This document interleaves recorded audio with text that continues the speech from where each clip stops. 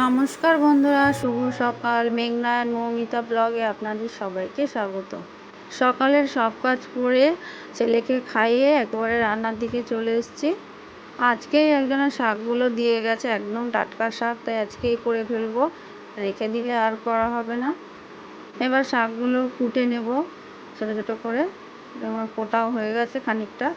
এই শাকের জন্য কুটে নিয়েছি আলু আর বেগুন, আর করবো হচ্ছে আম এঁচোড়, তাই আমটাও পোড়া বসিয়ে দিয়েছি। আর এখানে এঁচোড়ও কেটে নিয়েছি।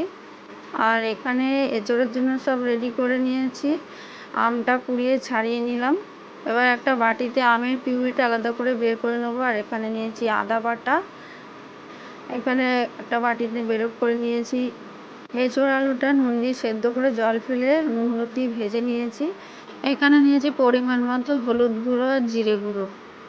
এদিকে তেলের ওপর ফোড়ন দিয়ে পেঁয়াজ কুচি, টমেটো কুচি, আদা বাটা আর রসুন বাটা দিয়ে কষিয়ে নিচ্ছি।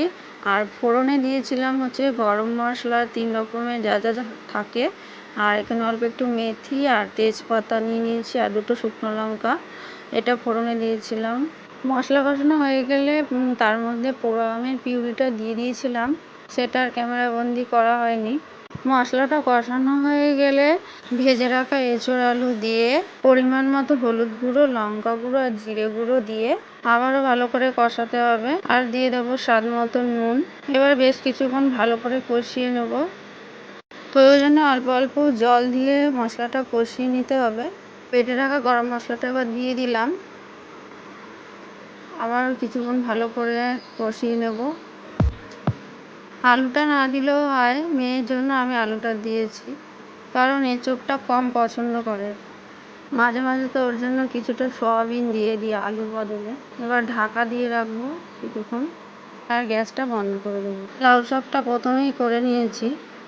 আজকের ব্লগটা এই পর্যন্তই। ফিরে আসবো আবার নতুন একটি ব্লগ নিয়ে। আজকের মতন এখানেই টাটা।